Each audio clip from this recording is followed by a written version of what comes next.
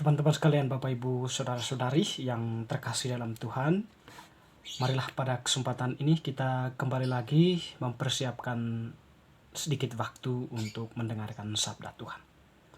Sabda Tuhan yang kita dengarkan kita ambil dari Penginjil Yohanes bab 10 ayat 27 sampai 30. Domba-dombaku mendengarkan suaraku, dan aku mengenal mereka, dan mereka mengikut aku. Dan aku memberikan hidup yang kekal kepada mereka, dan mereka pasti tidak akan binasa sampai selama-lamanya. Dan seorang pun tidak akan merebut mereka dari tanganku. Bapakku yang memberikan mereka kepadaku lebih besar daripada siapapun, dan seorang pun tidak dapat merebut mereka dari tangan Bapa. Aku dan Bapa adalah satu. Demikianlah sabda Tuhan, terpujilah Kristus. Bapak Ibu Saudara-saudari yang terkasih dalam Tuhan, teman-teman sekalian, sahabat-sahabatku, Penginjil Yohanes pada kesempatan ini mengedepankan kepada kita bagaimana eksistensi atau posisi orang-orang yang menaruh hati kepada Tuhan atau yang mengarahkan hatinya kepada Tuhan. Atau singkat kata kita mengatakan orang yang percaya kepada Tuhan. Bagi Tuhan, setiap orang yang mendengarkan suaranya, dia mengenal mereka. Dan mereka yang mengenal Tuhan itu akan mengikuti dia. Dan tentunya Tuhan akan menuntun mereka kepada hidup yang kekal. Jadi teman-teman saudara-saudariku yang terkasih, setiap orang yang menaruh hati atau yang mengarahkan hatinya kepada Tuhan, tentu mereka itu adalah orang-orang yang mendengarkan suara Tuhan, mendengarkan sabdanya, mendengarkan ajarannya. Dan mereka itu pula lah yang kemudian diangkat oleh Tuhan atau dituntun oleh Tuhan menuju kehidupan yang kekal. Di sini tentu teman-teman, sahabat-sahabatku yang terkasih, Tuhan itu mau mengatakan keberadaan orang yang percaya kepada Tuhan atau keberadaan orang yang telah dibaptis. Atau lebih umum kita mengatakan bahwa orang-orang yang melakukan kebaikan, orang-orang yang melakukan kebenaran dalam kehidupannya. Jadi mereka itu adalah orang-orang yang mendengarkan suara Tuhan, yang mempunyai suara hati terarah kepada kebaikan, terarah kepada apa yang menjadi kehendak Tuhan, yaitu melakukan kebaikan dalam kehidupan bersama, yaitu kasih.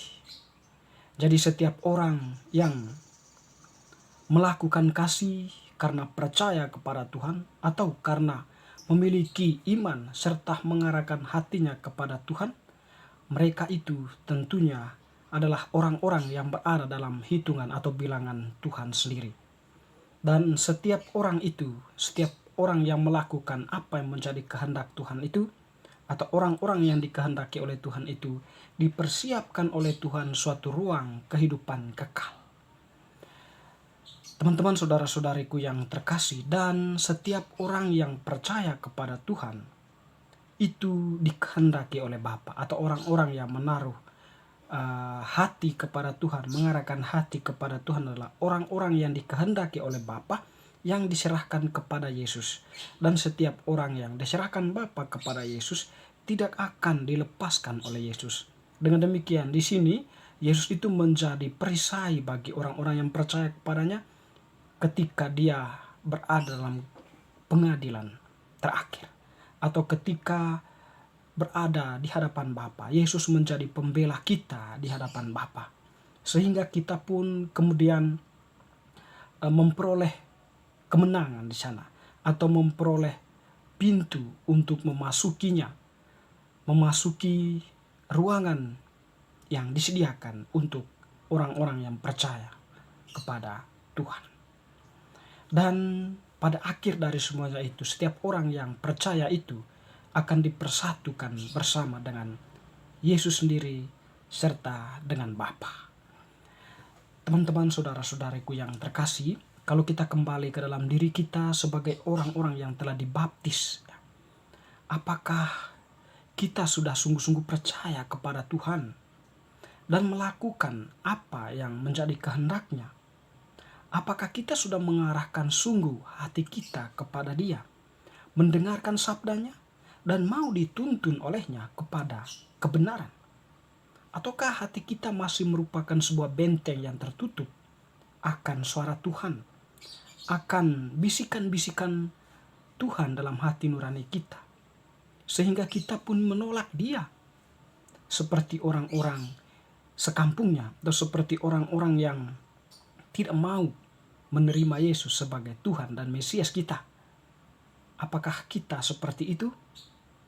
Ataukah diri kita memang tidak mau tahu dengan kebaikan Tuhan atau dengan cinta Tuhan yang senantiasa mengalir dalam kehidupan kita, sehingga kita menganggap angin lalu saja semua pengalaman rohani, pengalaman cinta itu?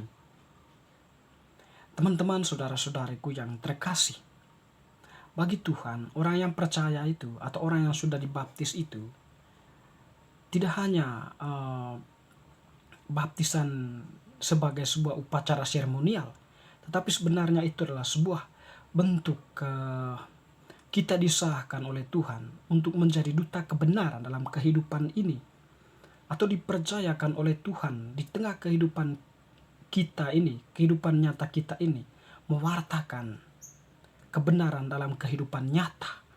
Dan diri kitalah yang dipakai oleh Tuhan, di mana Tuhan mengharapkan kita di tengah kehidupan bersama ini melakukan hal-hal yang berkenan kepadanya, bertindak adil, bertindak jujur, bertanggung jawab, setia, dan mengedepankan kasih di atas segala-galanya.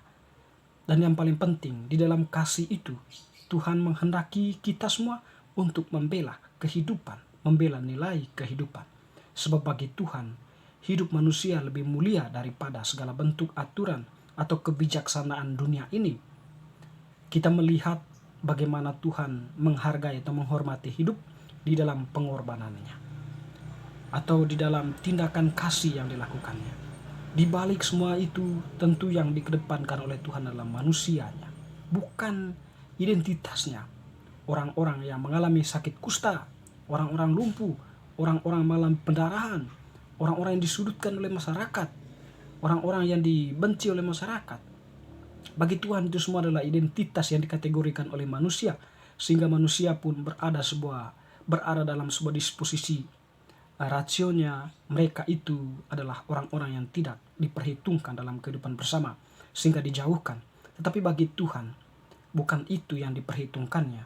Bagi Tuhan adalah nilai hidupnya yang mulia, karena hidup manusia itu awal dan akhirnya senantiasa berada atau lahir dari Tuhan sendiri, Sang Pencipta kehidupan. Di sini sebenarnya Tuhan itu menunjukkan kepada kita sebagai orang yang telah dibaptis untuk melakukan hal yang sama, sehingga kita pun benar atau berada dalam posisi yang dikatakan Tuhan pada hari ini. Kita ini adalah orang yang mendengarkan Dia. Kita ini adalah orang yang mengikuti Dia. Dan kita ini kemudian akan diberikan hidup yang kekal olehnya. Dan kita ini juga akan dibelanya dalam kehidupan atau dalam pengadilan terakhir dari kehidupan kita ini. Teman-teman, saudara-saudaraku yang terkasih, semoga bacaan hari ini semakin meneguhkan iman kita untuk berada dalam persatuan dengan Tuhan kita Yesus Kristus, sehingga kita tidak mengambang dalam kehidupan ini, tetapi bermakna bagi diri sendirilah dan juga bagi yang lain. Dan tentunya semuanya itu diarahkan pada kemuliaan Allah, tanpa ada sebuah kesadaran bahwa Tuhan ini sudah memanggil kita, atau tanpa kesadaran akan makna terdalam dari pembaptisan yang kita terima. Kita itu semacam sebagai angin lalu, atau semacam kita itu daun kering yang mudah ditiup ke sana kemari, yang tidak mempunyai standar hidup, yang tidak mempunyai prinsip hidup, apalagi mempunyai suatu pandangan atau yang terarah bahwa hidup kita itu mulia di hadapan Tuhan. Jadi Tuhan mengajak kita hari ini untuk senantiasa menyadari diri kita sebagai orang yang sangat dicintai olehnya. Kita terpanggil dalam kekudusannya. Semoga teman-teman, sahabat-sahabatku, saudara-saudariku yang terkasih, kita semakin diteguhkan dalam kebenaran, semakin diteguhkan dalam kebaikan, semakin diteguhkan dalam iman kita. Sehingga pada akhirnya pun kita boleh mengalami kehidupan kekal yang disediakan oleh Tuhan sendiri untuk kita masing-masing. Semoga